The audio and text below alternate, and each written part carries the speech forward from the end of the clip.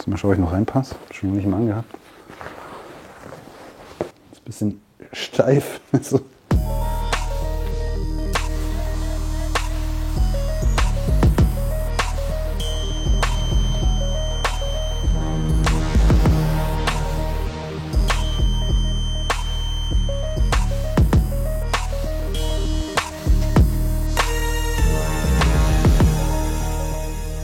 Also ich sehe mich als Künstler als Transformator meiner Umwelt, weil du reagierst, also ich reagiere durch meine Arbeiten eigentlich auf das, was ich sehe, fühle, erlebe, wie ich die Welt eigentlich wahrnehme, versuche sie irgendwie umzusetzen, einzureihen.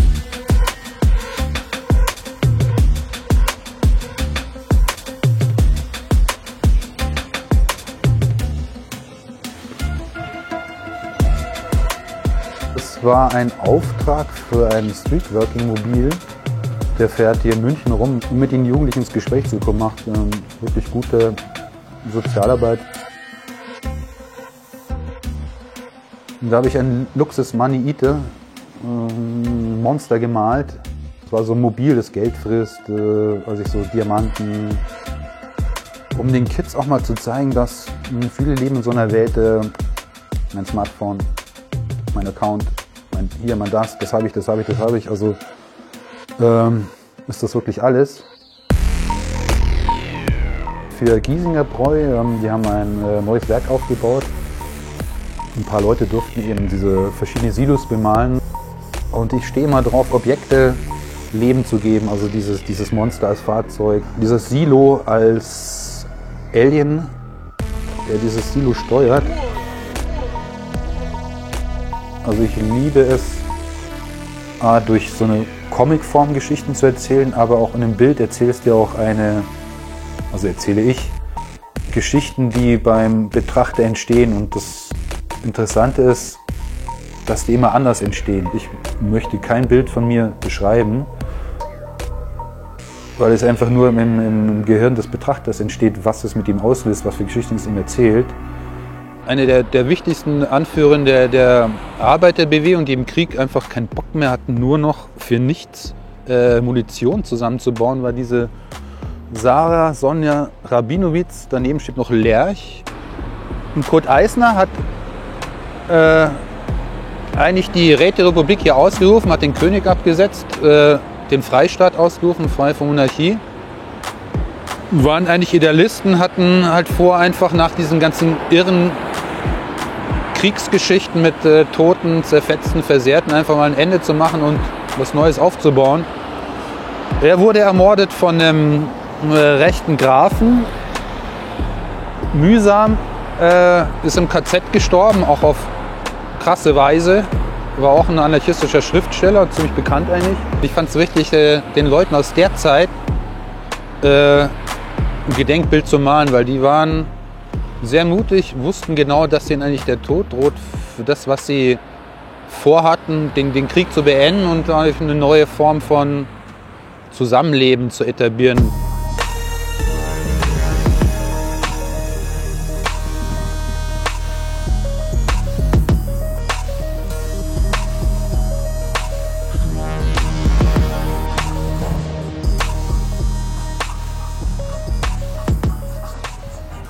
Ich habe mich schon ziemlich lange mit Anarchismus oder mit Gesellschaftsformen beschäftigt. Und da gibt es einen schlauen Spruch von Bakunin, das ist ein russischer Mitbegründer der anarchistischen Idee. Und der Satz sagt, frei unter Freien. Das heißt, du kannst nur frei sein, wenn alle anderen auch frei sind. Du kannst vielleicht, sind wir hier alle frei, aber sobald nur ein einziger irgendwo unfrei lebt, bist du selbst nicht frei. Weil du irgendwie auf eine gewisse Weise mit allen verbunden bist. Ich habe Anfang halb Styles und figürlich gearbeitet. Nee, das war kein Hobby, das war schon wirklich von Anfang an eine Form von Mission. Ja. Eine Mission ist etwas, das du machst, ohne groß zu hinterfragen. Es ergreift dich so mit dem, du willst das unbedingt tun, machen. Eine Form von Rauschzustand, ich meine, also im positiven Sinn eigentlich gesehen. Die Entdeckungsgefahr ist nicht allzu hoch und wer nachts hier als Gassigeher geht. Also es war so der erste Test, um mal überhaupt abzuchecken, wie so eine Dose funktioniert. Ja. Und bei diesem ersten Bild, bei dem Fast, 4 Buchstaben, die First Lines habe ich mit Kreide vorgezogen. Und unglaublich war, da war schon Peace von jemandem hier. Und das war vielleicht vergleichbar mit einer Marslandung. Also für uns als Teenager vom Gefühl einer Marslandung, ich bin auf dem Mars und entdecke auf einmal fremdes Leben. Natürlich wollte ich ihn sofort kennenlernen, aber wie? Und ich habe mir gedacht, okay, ich schreibe am Abend einfach drunter, unter sein Bild, so, lass uns treffen, bin kein Cop, morgen 18 Uhr. Und schnipp, am nächsten Tag um 18 Uhr, wer stand da? Das war Scout. Die Unterführung hat sich leider sehr verändert, die wurde ja neu aufgepimpt vor ein paar Jahren. Also früher war die kleiner, die Automotor verbreitet, war so eine richtig grindige, abgefuckte Unterführung und keine Tags, nichts. Wir waren genau hier, genau diese Stelle eigentlich. Auf der rechten Seite war das Bild von Scout und hier mein Fast, vielleicht diese Dimension. Wie alt war ich damals? 16, sowas, 15. Und das zweite Bild war dann schon auch eine Mischung aus Style, Konsum und 2 Characters. Rechts war eben so ein Schwarzer aus Afrika, wo unser Wohlstand ja auch geklaut ist, so von vielen Ressourcen. Und links war so ein Amerikaner Charlie mit einer Dollarbrille. Und es ging eigentlich so um ja, also als Jugendlicher ist man sehr rebellisch und sieht Sachen sehr kritisch, wie zum Beispiel diese ganze Konsumgeschichte. Also hier in Westdeutschland, Westeuropa, Konsum ist alles.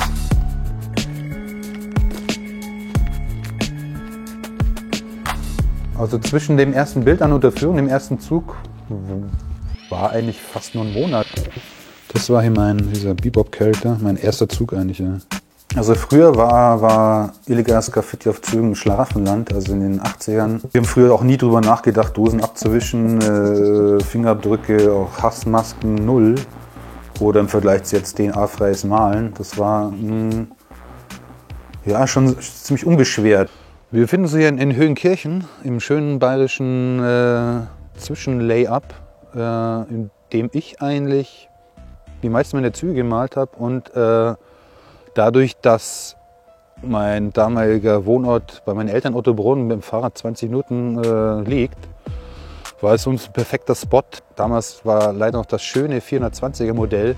Also vielleicht dazu ist es ein Designfehler. Die Waggons sind dreitürig. Früher waren die viertürig und so ein End-to-End waren schon 20 Meter. Da war so ein Whole-Car schon eine Menge Fläche. Das war nur möglich, sich am Griff festzuhalten, auf die Trittleiste zu steigen, sich eventuell ein bisschen oben an dieser Regenrinne abzuhalten und dann hier zu malen. Und war sehr relaxed, also so Zeitfenster 1:30 bis 1:30. Bei dir ist komplett alles ausgeblendet, du bist voll auf Adrenalin, bist voll fokussiert auf die Sache und die Gefahr ist dann auch, du musst diesen Tunnelblick auf das, was du da machst, mal kurz verlassen, um auch mal zwischendrin, was viele Leute nicht machen, mal so was geht denn hier so ringsrum, ne? Die einzige Gefahr bestand eigentlich in Checkern, die schon damals ist. Also die Graffiti-Soko in München war, glaube ich, eine der ersten, die sich deutschlandweit gebildet hat. Und es gab die Gerüchte von Checkern, die nachts in Zügen rumsitzen. Um diesen Checker zu umgehen, hier war früher immer ein Maisfeld, haben wir Luftgewehre mitgenommen, haben nachts aus dem Maisfeld auf die Scheiben geschossen. Ich habe den MU, also man muss sich vorstellen, entweder mit diesem Sauger oder halt oben festhalten, Outlines, MUN gezogen, hätte nur noch der Rest gefehlt. Fuck, Licht von hinten.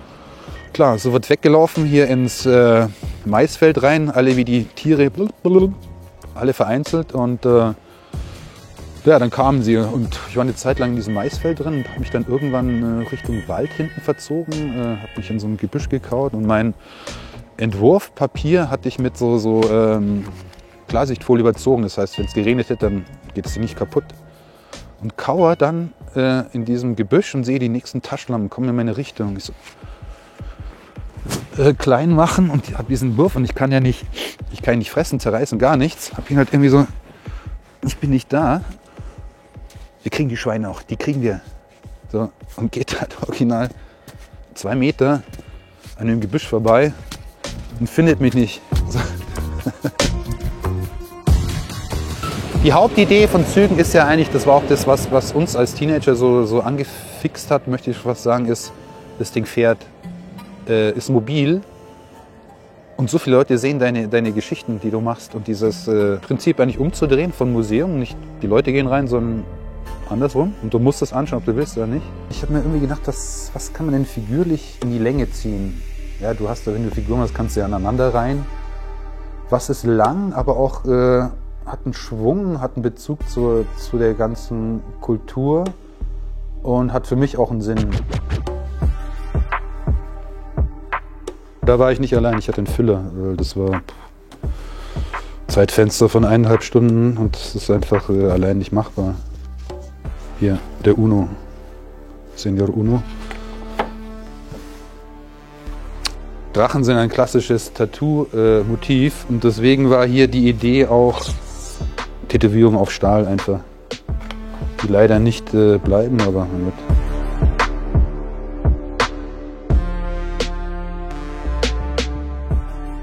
Wir haben eigentlich in den 80er und auch in den 90ern festgestellt, dass unsere öffentliche Wahrnehmung in den Medien immer negativ war. Also es ging immer nur um die asozialen Vandalen, Drogen, Millionenschäden.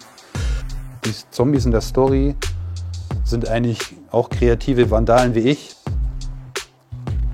Also Chapter 1 ist die Story von einem verrückten Wissenschaftler, der ewig an der Belebung toter Menschen arbeitet. Und naja, diese Seuche startet hier durch unsere Crew. Hier ich, Cowboy, Cash, Jelly. Hier sind wir mal zusammen drauf.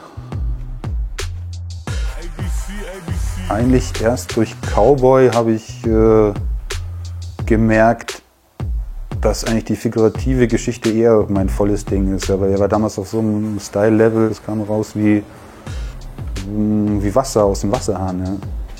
Und dadurch, dass wir dann eigentlich ziemlich viel in der Crew zusammengemalt haben, so als ähnlich wie Bruder oder Zwillinge, hat er den Schriftteil übernommen und ich war perfekt, habe mit ihm perfekt harmoniert mit meinen figurativen Sachen. Ich wollte eigentlich 1001 Charakter in 1001 Nacht malen. Pro Nacht waren es ungefähr so 20. Bin leider nie auf 1000 gekommen, aber es sind schon einige 100 geworden. So. Bisher hat dahin noch keiner eigentlich Character-Throw-Ups gemacht. Naja, irgendwann fällst du halt dann auf. Also ich bin dadurch aufgefallen, dass ich halt rein als nur figurativ gearbeitet habe. Und ich meine, die Soko, die wusste von jedem, wer was macht. So. Sie musste halt bloß noch dieses letzte Puzzlestück so beweisen. Ein Bahnarbeiter, der mich, da mussten wir tagsüber weglaufen, Maske aufgehabt. Im Vernehmungsprotokoll stand, er konnte uns nicht identifizieren. 1 Monat vor Prozessbeginn erkennt er mich. Ja. Und ich kann ja dann nicht sagen, so hey, ich habe eine Maske aufgehabt, das wäre dämlich. Die Strafe war dann halbes Jahr Gefängnis auf 3 Bewährung. Noch dazu der Medienkakao, halt so hier über Millionen Schäden, alle Zeitungen berichteten, die Bild-Zeitung schreibt meinen vollen Namen aus. Also wenn du mal selber vor Gericht warst, das war bei mir ein paar Mal, kriegst du so einen Einblick dafür. Und vor allem, ich habe mir eine Zeichnung damals gemacht, kann ich mich erinnern, nach meinem Prozess. Gericht und gerecht, so dass mein Fall, ich war es zwar, aber wenn du schon Zeugenaussagen hindrehst, ja, so hat das nichts mit dieser Justitia zu tun, die etwas abwägt, also dieses Unvoreingenommene. Äußerst eine Erfahrung, vor Gericht zu stehen, ist schon witzig, aber auch irgendwie beängstigend.